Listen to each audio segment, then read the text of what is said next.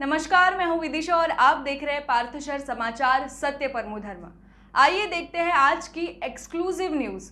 चंद्रपुर मनपा सभागृह में बहुपक्षीय दंगल, कीचड़, बैनर, धक्का मुक्की, धमकी, निषेध और पुलिस कंप्लेंट से भरा दिन। आइए देखते हैं समाचार विस्तार से। आज चंद्रपुर के महानगर पालिका में आने वाले चुनाव को देखते हुए राजनीति के हर रंग हंगामे के रूप में देखने को मिले। क्या कांग्रेस, क्या भाजपा, क्या मनसे और क्या बीएसपी आज मनपा सभागृह की आम सभा में सभी के नगर सेवक अपना आक्रामक रूप दिखाते हुए नजर आए। बात यहां तक बढ़ गई कि महापौर का टेबल ठोकने से, स्थायी समिति के सभापति को धक्का मुक्की से, कीचड़ में नहा के आए नगर सेवक से लेकर सीधे सीधे भ्रष्टाचार के आरोप लगने तक आज मनपा की सभागृह ने बहुत सालों बाद या यूं कहे कि पहली बार ऐसा माहौल देखा। करीब 1 बजे मीटिंग में राष्ट्रगीत के सम्मान में वैसे तो सब लोग खड़े होकर आदर दे रहे थे, मगर राष्ट्रगीत समाप्त होते ही मनसे नगर सेवक सचिन भोयर अचानक नारेबाजी करते हुए कीचड़ में सर से लेकर पांव तक नहाकर करीब 50 से 60 कार्यकर्ताओं के साथ सभागृह के आम सभा में घुस गए।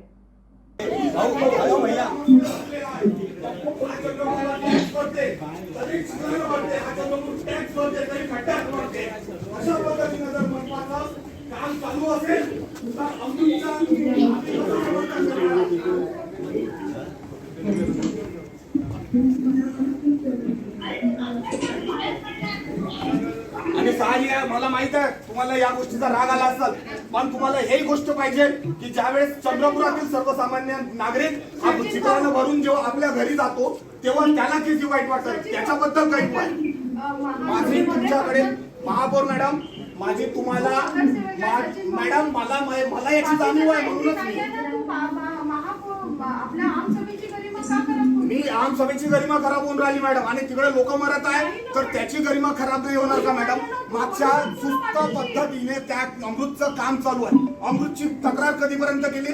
याच वर्षी याच महिन्यामध्ये मागच्या हो मला एक सांगा मॅडम, मागच्या वेळेस मी अमृतची तक्रार केली होती याच पद्धतीनं सभागृहामध्ये, कुठली कारवाई झाली? त्या ठिकाणी अमृतचे गट्टू शहरात लावण्यात येत आहे। कुठल्या तांत्रिक पद्धतीने गट्टू लावल्या जात आहे? एकही गट्टू तांत्रिक पद्धतीने लावल्या जात नाहीये। अशा पद्धतीनं ते जे हायड्रोलिक जॉईंट्स मारायचे ते साधं सब्बल लावून जॉईंट्स मारून राहिले, खड्डे वर्षानुवर्ष ठोकून आहे परंतु ते बनवून नाही राहिले। आणि जर असं जर चालू असेल तर आम्ही कसं काय समर्थन करायचं आणि स्वस्त बसायचं? लोकांना त्रास, तुम्ही महापौर आहे आणि मी तुमचा खूप आदर करतो, लोकांना त्रास होत आहे त्या संतोष बुरकुटे त्या कंत्राटदारासाठी तुम्ही एवढ्या लोकांचा रोष घेऊ नका। वर्ष खोदलेले रस्ते अजून रिपेअर होत नाहीये मॅडम। मला एक सांगा मॅडम, रस्ता खोदल्यानंतर त्याचा पूर्व परिस्थितीमध्ये आणणं हे कंत्राटदाराचं काम आहे ना मॅडम? मग आजपर्यंत त्या पद्धतीचं का होऊन नाही राहिलं मॅडम?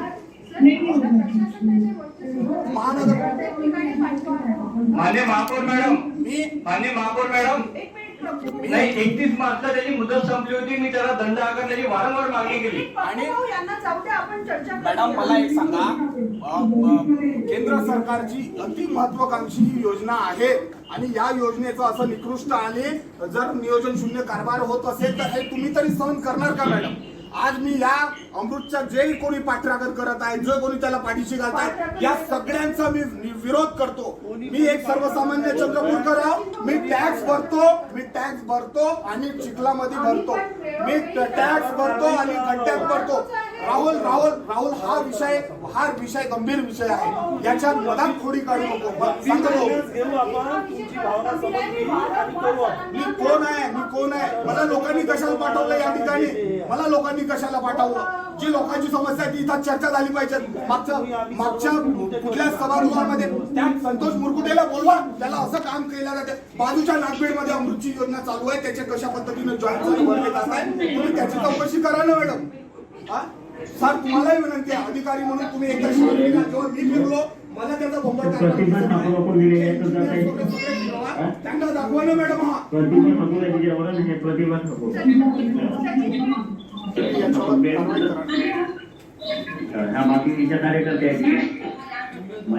मागच्या आम सभेला देखील एक साधारण वर्षभरापूर्वी महाराष्ट्र नवनिर्माण सेनेतर्फे अभिनव आंदोलन करून या ठिकाणी सत्ताधारी पक्षाला आयुक्तांना निवेदन दिलं होतं।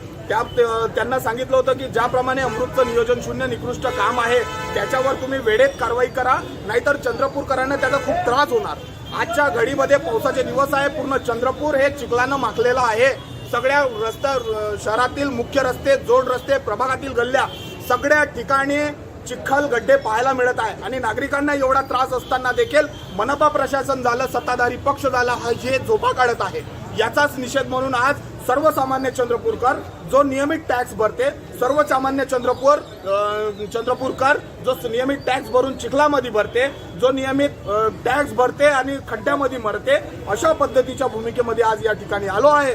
आणि महाराष्ट्र नवनिर्माण सेना नेहमीच अशा प्रकारचे आक्रमक आंदोलन करत आलेली आहे आणि यापुढेही अशा झोपलेल्या प्रशासनाला, अशा निकृष्ट दर्जाचं समर्थन करणाऱ्या प्रशासनाला जागृत करण्याकरिता महाराष्ट्र नवनिर्माण सेना अशाच पद्धतीने अभिनव आंदोलन करणार, जेणेकरून चंद्रपुरातील जनतेला न्याय मिळेल. आता ही मनपाची जर जागा नाही उघडली तर तुमचं पुढचं पाऊल काय राहील? माझं पुढचं पाऊल नेहमी प्रशासनाला कसं जागृत करायचं आणि आंदोलनाच्या माध्यमातून त्यांची झोप कशी उडवायची हे राहील. याच्या पुढे जर ते उघडले नाही, मी त्यांना सांगितलं आहे की या अमृतच्या कामाची तुम्ही पत्रिका काढा आणि ते सर्व नगरसेवकांना त्याची माहिती द्या आणि त्याच्यानंतरच त्याचं कुठल्याही पद्धतीचं बिल देय करा, जेणेकरून चंद्रपूरकरांचं ज्याप्रमाणे मलनिसारण योजनेचा ठेकेदार हा रस्ते दुरुस्त न करता पडून गेला, तसाच या अमृत योजनेचा कंत्राटदारांनी पडावं नाही. म्हणून आता वेळ आहे महाराष्ट्र महानगरपालिकेने जागृत होऊन त्या ठिकाणी लवकरात लवकर कारवाई करावी. मगर अभी सचिन भोयर सभागृह के बाहर पहुंचे ही नहीं थे कि बसपा के नगरसेवक और शिवसेना के नगरसेवक अनिल रामटेके और सुरेश पचारे आक्रामक हो गए. उल्लेखनीय यह है कि दोनों ही सत्ता पक्ष के साथ सत्ता भोग रहे हैं, मगर आज इन्होंने ड्राइविंग सीट पर बैठी भाजपा को और महापौर को स्थानिक मुद्दे पर घेर लिया. अनिल रामटेके ने न केवल खराब कामों की शिकायत की, बल्कि उन्होंने अधिकारियों पर, खासकर अभियंता बाराई पर भ्रष्टाचार के, पक्षपात के और जातिवाद के आरोप भी लगाए. वहीं सुरेश पचारे अमृत योजना के ठेकेदारों पर कार्रवाई करने की मांग जोरों शोरों से कर रहे थे. प्रशासन नहीं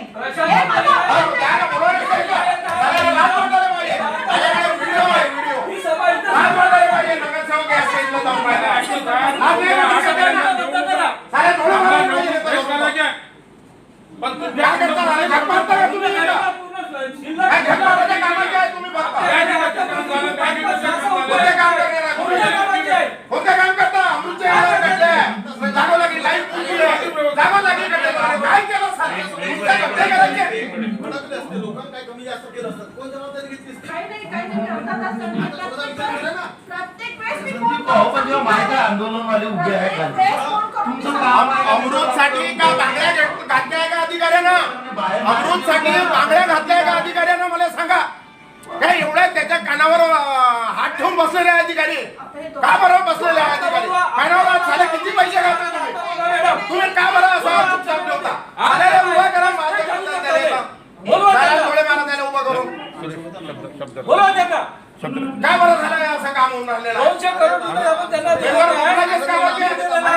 जर बोलला तर तुम्हाला वाईट वाटत असेल. का बरं वाईट वाटते? तो खरा बोलला त्यानं. मनसेनं जर बोलला आहे तर खरा बोलला. ही परिस्थिती आहे शहरातली. हा शहरातल्या परिस्थितीवर आपण काय करणार आहे? काय निर्णय घेणार आहे तर ते पहिले लोकांना मी वारंवार विचारतो की 31 मार्चला त्याची मुदत संपलेली असताना अधिकारी त्याला दंड का आकारत नाही? कोणाला पैसे मिळत आहे का? दंड न आकारण्याचे पैसे मिळत आहे का? दंड का आकारत नाही? आणि जर दंड आकारत नसतील तर मग पैसे मिळत आहे असं मी समजतो. माझा जाहीर आरोप आहे या ठिकाणी.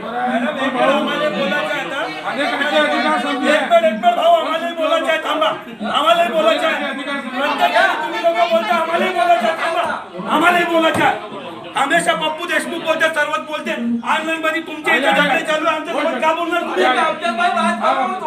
हमारे साथ लोग क्या बात करेंगे ऑनलाइन पे जब यहाँ पे एकता चालू है तो हम अपने विषय क्या रखेंगे?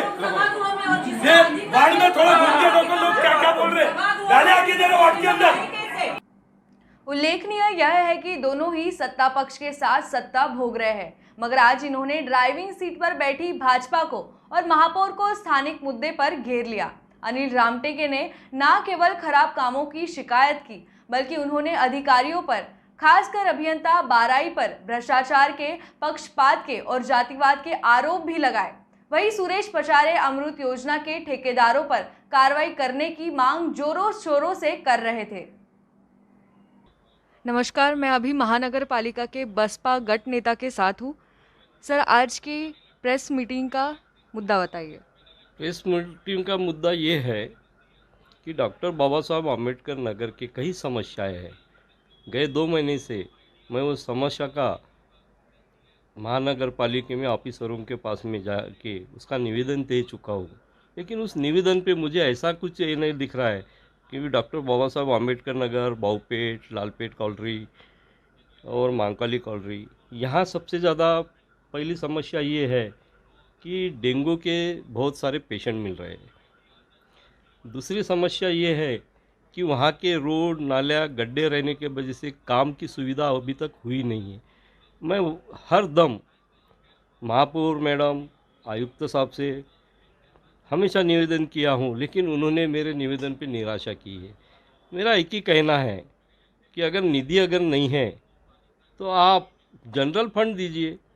जनरल फंड में जिसको काम करना है वो ठेकेदार काम करके हमारी समस्याएं दूर करेगा। नालियाँ साफ सफाई रहेंगे, नालियाँ बनेंगे, नाले का पानी बहेगा तो लोगों को बीमारी से लड़ना नहीं पड़ेगा।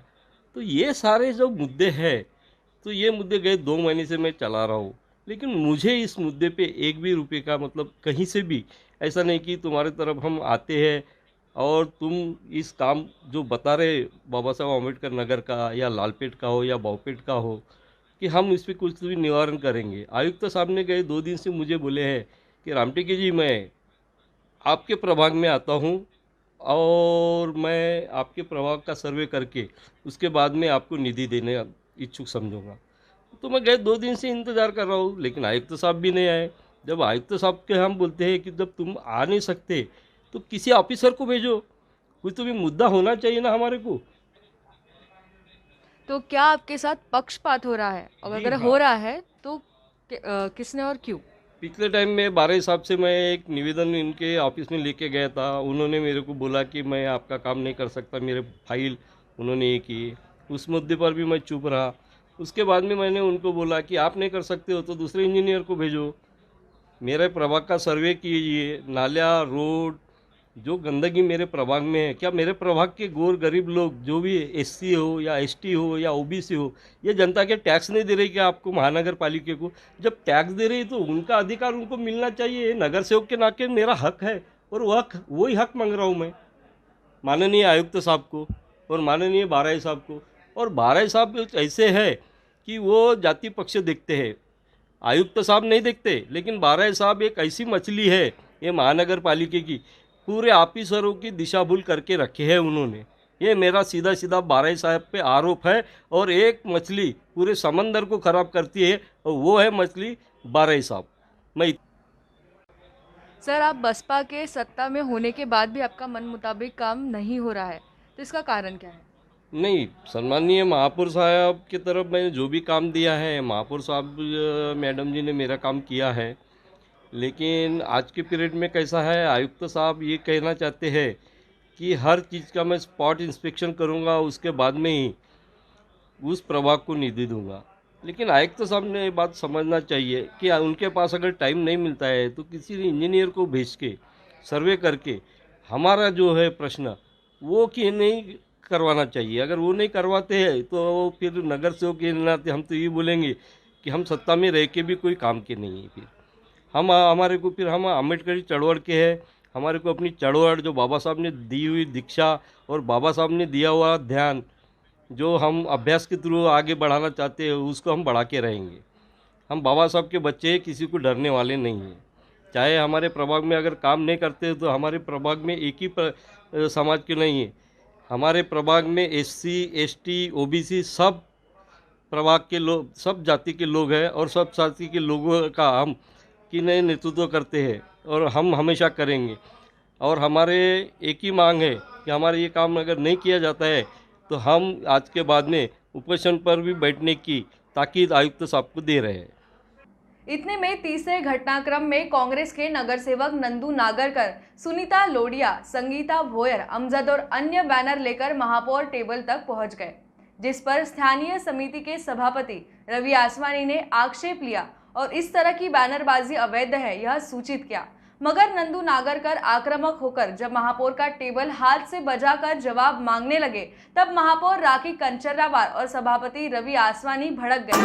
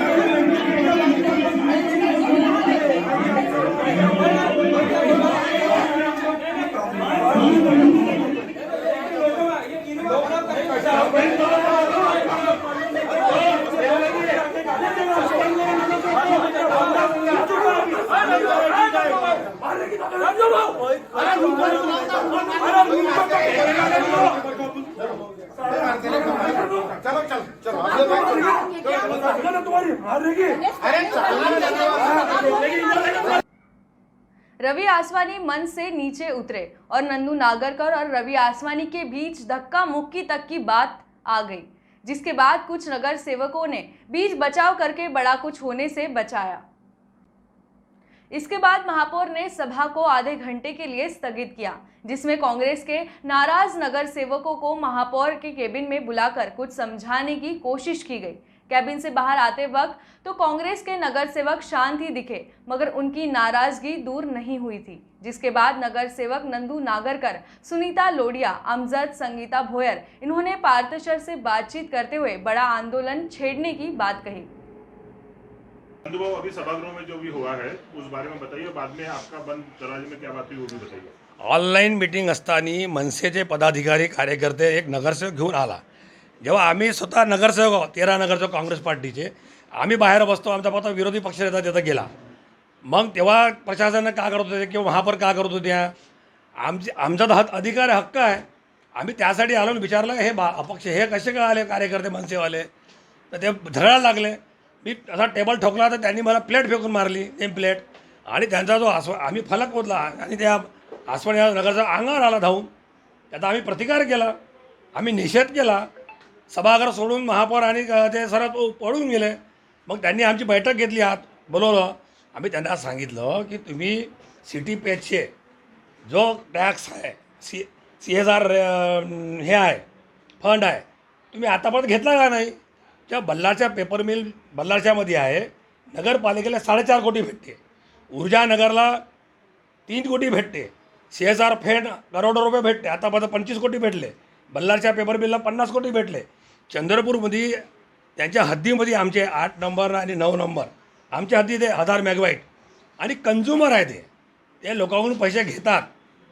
तेवढा एरियाचं हे कसे काय विचारले अधिकारी, त्या अधिकाऱ्यावर कारवाई झाली पाहिजे, त्या पदाधिकाऱ्यावर झाली पाहिजे. नुसतं खर्च करणं माहीत आहे, सोर्सेस निर्माण करणं या लोकांना माहीत नाही. खुर्चीवर बसून गप्पा मारायचं, आलूबंडे खायचं, समोसे खायचं आणि घरी जायचं. नंदू बाबू, आप जब अपना निवेदन दे रहे थे तब हाथापाई हुई है, उस बारे में आपका क्या बोलना है? हमारा उनका पूरा निषेध करते हैं, क्योंकि हम अपनी बाजू सुनने को तैयार रहते, इसलिए हमने थपथपा है भाई हमारी बात सुन लो. लेकिन वहाँ पर आके वो नेम प्लेट फेंक के मार रहा है, वो सभापति हमारे अंक पे आ रहा है. हाँ, पुलिस वालों को बुलाया. आता आम्ही याची पालकमंत्र्याकडे आम्ही चर्चा करणार आहोत आणि माननीय पालकमंत्री सांगणार आहोत की हे 200 कोटी गेल्या कोटी 200 कोटीचा हिशोब द्या जनतेला. हा आमचा एक विषय आहे. दुसरा विषय आहे CTPS CSR फंडचा. तिसरा विषय आहे टॅक्स लावण्याचा. चौथा आहे गुलवडे. 294 लोकांचे पैसे त्यांनी 97 लाख रुपये द्यायचे आहे. हा तर विषय आहे. रेमडेसिवीरचा सुद्धा मोठा विषय आहे. 40 बेडची परवानगी महानगरपालिकेने दिली असताना त्यानं 80 बेड लावले होते. हे झोपा काढत होते का कमिशनर किंवा महापौर? त्याला समजलं नाही का? त्याच्या भरशावर त्यानं रेमडेसिवीरचा काळा बाजार केला. त्याच्यात पूर्ण RSSचे लोक आहे, भाजपचे लोक आहे आणि त्यांना आम्ही आता कलेक्टरला म्हणणार आहोत, पालकमंत्र्यांना सांगणार आहोत याची लेखापरीक्षण करा कलेक्टरकडून आणि रेमडेसिवीरचा सुद्धा काळा बाजार काढा. आणि जर यांनी 8 दिवसात आज पैसे लोकांचे परत नाही केले आम्ही उग्र आंदोलन करणार आहोत. आप सब नगर सेवक अभी अंदर जो अपना आक्षेप बता रहे थे उस बारे में आपका क्या बोलना है? हम लोग का बोलने का मतलब ये है कि हमारे वार्ड में जो समस्याएं रहती है, अभी पिछले 1.5 साल से यहाँ पे जो ऑनलाइन मालूम है क्या, जो आम सभा होती है ऑनलाइन में हमारा बोलना कुछ होता नहीं है. वार्ड के अंदर इतनी सारी समस्या है, हमने किसको जाके बोलना है? जो पब्लिक ने हमको यहाँ पे चुन के लेके आई है, अगर उसके समस्या का हम लोग हल नहीं निकालेंगे, हम महापौर और आयुक्तों को अगर नहीं बोलेंगे तो किसके पास जाएंगे? पिछले 1.5 साल से मालूम है कि पब्लिक हमको अगर कि हमारे यहाँ रोड नहीं है, गंदा पानी आ रहा है, अमृत योजना की वजह से इतने बड़े बड़े गड्ढे गिर चुके हैं वहाँ पे कि उस दिन मैं वार्ड मेंबर रहने के बावजूद मेरे सामने वहाँ पे एक ट्रैक्टर फंसता है. वहाँ वो ट्रैक्टर फंसने के बाद वहाँ के लोग बोलते हैं कि मेंबर साहब है क्या? हमने किसको जाके बोलना चाहिए? तो क्या कोरोना की स्थिति की वजह से ऑनलाइन मीटिंग होकर आप लोगों की बात दबाई जा रही है? हाँ, दबाई तो पहले से ही, कोरोना के पहले से ही बात दबाई जा रही थी यहाँ पे. कोरोना तो एक बहाना है. मेरे को एक बात बताओ, निधि जब आती है तो निधि क्या सिर्फ बीजेपी वालों के लिए आती है? हमारे कांग्रेस वाले नगर सेवक नहीं है? वो निधि हमको क्यों नहीं मिलती? आज हमारा एरिया पूरा स्लम एरिया, वहाँ पे झोपड़पट्टी एरिया, लेकिन जहाँ पे एरिया पहले से ऑलरेडी मालूम है कि बने हुए हैं वहाँ पे मालूम है कि रोड सैंक्शन हो रहे, नाला सैंक्शन हो रहे, बोरिंग सैंक्शन हो रहे, और हम लोगों ने हम लोगों को निधि किस खुशी में नहीं दिया रहा है? भाई तुमचं काय बोलणं आहे? तुमचं नाव सांगा, वार्ड सांगा. बंगाली कॅम्प प्रभाग, नगरसेविका संगीताताई भोयर. माझ्या प्रभागामध्ये सुद्धा हेच गती आहे, कारण अमृत योजनेनं जे पाईपलाईन खोदाई केलेली आहे ते अजूनपर्यंत वारंवार तक्रार करून सुद्धा ते खड्डे बुजवल्या जात नाही आणि जनता परेशान आहे. जनताला अगर त्रास झाला तर ते नगरसेवकाकडेच जाणार, तर नगरसेवक कोणाकडे जाणार आहे? आयुक्त साहेबांना फोन केला किंवा पदाधिकाऱ्यांना फोन केला, शासनाकडे फोन केला तर त्यांनी म्हणतात हो ठीक आहे येऊन राहिले, पण कधी येणार? जेव्हा लोक मरण्यागती जाऊन राहिले तेव्हा येणार का? मग यांचं नियोजन कुठं जाते? जेव्हा पावसाळा उन्हाळा राहतो तेव्हा पाण्याची व्यवस्था नाही राहत आणि पावसाळ्यामध्ये खड्डे पडले तेव्हा मुरुमची व्यवस्था नाही, यांचा टेंडर निघाला राहते. हेच परिस्थिती आहे. आणि लाईट, आज माझ्या वार्डामध्ये लाईट सुद्धा नाही आहे. वारंवार 1-2 महिने झाले मी सतत तक्रार करत आहे की माझ्या वार्डातली लाईट बंद आहे, तरी पण त्याच्यावर काहीही त्यांचं नियोजन घेतलेलं नाही. कधी होणार हे? तर मग आम्ही कोणाकडे जातो? जेव्हा आमसभेमध्ये हंगामा होतो तर अधिकाऱ्याचं महापौरचं म्हणणं आहे की तुम्ही आमसभेमध्ये येऊ नका, पण जायचं कोणाकडे? जेव्हा तुम्ही ऑनलाईन मीटिंग राहतात, कधी नेटवर्क नाही राहत, मग फोनवर बोलायचं का? कोणाकडे जायचं? मग हे जे आज हे झालेलं आहे व्यवस्थित झालेलं आहे, कारण लोकांना पण माहिती होतं की आज हे होणारच आहे. आणि आज दुसरा सभागृहामध्ये जे झालेलं आहे, जे मनसेचे लोक केले आहे त्याच्यापेक्षा आम्ही लोकही करू शकतो, पण आम्हाला सभागृहाची मर्यादा ठेवायची आहे. आम्ही सभागृहाची मर्यादा तोडणार नाही. लोडिया मैडम, आप नगराध्यक्ष रह चुकी है. आज का जो सीन सभागृह में हुआ है वो क्या कभी पहले हुआ है, और आज का बारे में आपको क्या बोलना है? आज का जो सिनेरियो था वो बहुत ही शर्मनाक था. एक चंद्रपुर शहर की प्रथम महिला महापौर और standing committee K chairman, in लोगों ने आज जो कृत्य किया है वो निसंदेह ही निषेधार्थ है, क्योंकि प्रथम महापौर होने के बाद सभागृह के अंदर एक नगर सेवक जन आंदोलन अगर कर रहे हैं, अपनी मांग कर रहे हैं, तो उनके सवालों का जवाब देना चाहिए, आंदोलन का जवाब देना चाहिए, ना कि नेम प्लेट फेंक के मारनी चाहिए. भारतीय जनता पार्टी के जो पदाधिकारी डायस पे बैठे हैं उनके पास सत्ता की आज गर्मी नज़र आई. स्टैंडिंग कमेटी के चेयरमैन अपनी बाहें चढ़ा के मारने के लिए दौड़े और महापौर ने जो नेम प्लेट फेंक के मारी है, इसके बारे में अभी हमारे गठनेता और जो नगर सेवक नंदूभाऊ नागरकर जी को फेंक के मारे वो निर्णय लेंगे और यहाँ का जो सिटी पुलिस स्टेशन है वहाँ पे भी कंप्लेंट दायर करेंगे, ताकि इसके बाद कोई महापौर हो या स्टैंडिंग कमेटी का चेयरमैन हो, उन्होंने डायस की गरिमा रखनी चाहिए और इस तरह से जो कृत्य किया है मारने का, दादागिरी करके, वो ना करे. इसलिए इनको सबक सिखाना भी ज़रूरी है.